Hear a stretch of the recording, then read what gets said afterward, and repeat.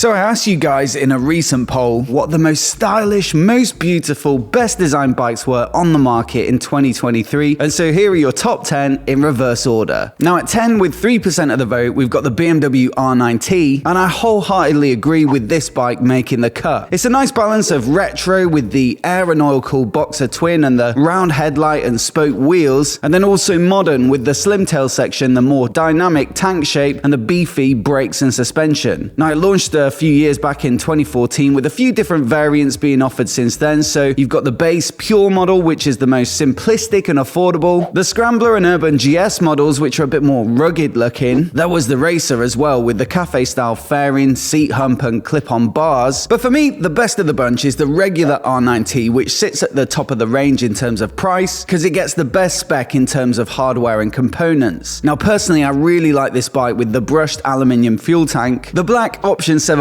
billet pack and the Option 719 wheel set as well. But I fear that this one will remain just a pipe dream because with those extras you're looking at 16.5 grand. Still a beautiful bike, and I'm very much looking forward to seeing what they come up with next. For a new R9T called the R1290 has been teased already, with full details coming in November this year, and it looks like it's had a pretty significant visual redesign. So do hit subscribe if you're not already, and we'll give you the full details as soon as we get hold of them. Next up at 9, we've got a direct competitor for the R9T in the form of the Triumph Speed Twin, and this is basically a sporty take on the Bonneville platform with a slightly nose down, tail up stance and a more streamlined and purposeful appearance than something like the T120 for example. And look, it's just as good to ride as it is to look at, with the growling 1200cc version of the Bonneville Parallel Twin, which chucks out absolutely bags of torque, and the handling is on point as well. It's got a perfectly set up chassis and decent components from Brembo, Marzocchi and Metzler. Now the first iteration was launched in 2019, and to me it still looks pretty good, but the addition of bigger discs, radially mounted brake calipers and the upside down fork gives it a more aggressive look at the front end, which I think better suits the sporty nature of this bike. Now they also introduced the option of a Baja orange paint job on the tank, which certainly packs a punch. But for me, my favourite ever version of this bike is the Breitling limited edition, which they launched with a matching watch from said company, and the bike was an absolute stunner. I love the blue on the tank with the black stripe, the perforated leather seat, the Olin shocks and the nice little touches like the dedicated clock faces and the bar end mirrors. It all ties together for a beauty of a bike in my opinion. It was, I should add though, £16,000, which was like 5 grand on top of the standard bike's price at the time, and also limited to 270 units, so there probably aren't many knocking around now. Much more affordable and also much more readily available would be the Royal Enfield Interceptor 650, which is a snip at well under 7 grand. Now you could have 2 of these for one of the Breitling Speed Twins and still have change left over, and yet one could argue, certainly from a distance or to the non-biker's eye, that it has 90% of the looks. It's almost the perfect looking retro bike with all the right shapes and lines and proportions, and being air and oil cooled, there's no radiator to interrupt that classic visual flow. Now it's never going to knock your socks off in terms of power, but for a chilled Sunday cruise with bags of style, you've got to say it's a bit of a steal, and it's easy to see why this is year in year out one of the best selling bikes in the UK. The only downside for me is that for 2023 they've replaced the old school spoke wheels with cast wheels, and I guess there are plenty of good reasons to do so. One would be to keep the cost down, the lower weight could also help with the handling, and from a practical perspective it's much easier to clean cast wheels, and the tyres are tubeless, so most riders will find it easier to fix if they do get a puncture. But I can't help but feel that it does take away from the looks quite significantly. And they've also blacked out the engine casing and the exhaust system, which again I think is a bit of a shame. I quite like the polished and chrome look on a retro style bike, but clicking around on their website does show some of the old styles still listed though, and so perhaps if you prefer that sort of more 60s and 70s inspired look, then you might want to get your skates on and go and pick one up before they go. Also getting a big visual tweak for this model year is our number 7 bike, and that's the Indian FTR. Now this started life as a production tribute to their flat track racing bikes, first capturing the imagination of the bike in public with a stunning concept bike back in 2018. Now this then morphed into the production version shortly after, albeit looking a little bit more bulky owing to all the bits and bobs they had to add to get it approved, but still they did stick with the flat track oversized wheels and the semi-knobbly tyres, despite the fact that the grip was pretty compromised on the street, certainly at the back wheel with 120 horsepower on tap and 120 Nm of peak torque. But then in 2021 they updated it with a more conventional wheel set, so 17 inches front and rear, which is perfect for a road bike, also opening up the whole road tire market for owners, with all the super sticky options that you'd expect for a quick bike like this. Thing is, again, it does kind of, in my book anyway, compromise the styling somewhat. This isn't really the flat track inspired bike that they originally built, and also the riding experience, although it's arguably better, it's less distinctive. But still, I respect your votes, and so here it is, and I do rather like the more eye-popping color schemes that they've launched for this year, which give it a bit more of a contemporary vibe that kind of does suit that sporty road biased attitude that they've gone with. Now in at 6 with 4% of the votes, we've got the Norton Commando, and I presume you're all voting for the new re-engineered version of this bike that was launched last year, because although they pretty much look the same in terms of styling, the old ones did break down a lot, and so you can hardly show off your fancy new bike down the local bike meet if you can't even make it to the end of the drive. Now they say this re-engineering program has been comprehensive, and I certainly enjoyed testing it out earlier this year. The engine is full of character, the exhaust note is deep and bassy, and the handling pretty sweet for a relatively hefty bike. But the most notable virtue of this bike, from my experience of borrowing a press bike for a couple of weeks, is that it's absolutely 100% a bona fide head turner and conversation starter. Whether it's the looks or the badge on the tank, this thing certainly draws people over the road for a chat. And so if that's your cup of tea, then this is definitely one to consider. And I don't think it's perfect. There's a bit of a mismatch in the finish of some of the components. I think the proportions aren't as easy on the eye as some of the other bikes on this list, but it does look special, almost like a high-end custom bike, and it feels special to ride too. Now this is a bike I've been trying to shoot a review with for ages. At number 5 we've got the new Moto GUZZI V100 Mandello, and I will say I'm perhaps a bit surprised at this making the list. I always assumed it was a bit divisive and Marmite. It's sort of sporty but also a bit toury, sort of naked, but it also has a bit of a fairing. But I think if you just forget about what market segment it fits in and just look at this bike in its own right, it's a fantastic looking machine with lots of design flair. I particularly like the way the cylinder heads protrude either side when it's viewed head on, the exhaust headers snaking down under the bike on each side, the rear wheel on a single-sided swing arm, which is just a masterpiece in its own right, and also the lighting is great. The Mandello Eagle daytime running light up front, and the Fighter Jet thruster inspired tail lights, and especially this anniversary silver and green paint job with the gold anodized suspension just looks exceptional to me. So yes, I totally get this one, and I'm very glad it made the top 5. Sitting just above it in 4th though, we've got another Italian masterpiece, and that's the Ducati Panigale V4. On the UK back roads, it's difficult to use anywhere near the full potential of this bike, and even on the track, I doubt most riders could get anywhere close. But still, what an experience. It's phenomenally powerful, handles like it's on rails, and has all the tech and support that you could ever need. But the thing with this bike is it just looks perfect from any angle in any situation. It's super mean head on with the menacing lights and the black winglets. Side on, you've got the shark gills and the aggressive hunched over stance. And from the rear, you've got that incredible taillight design and the forged wheel on the single-sided swing arm. Beautiful all the way around, and so I totally understand why you might buy one for road riding or even on the track when you don't have MotoGP levels of skills, because having one of these in the garage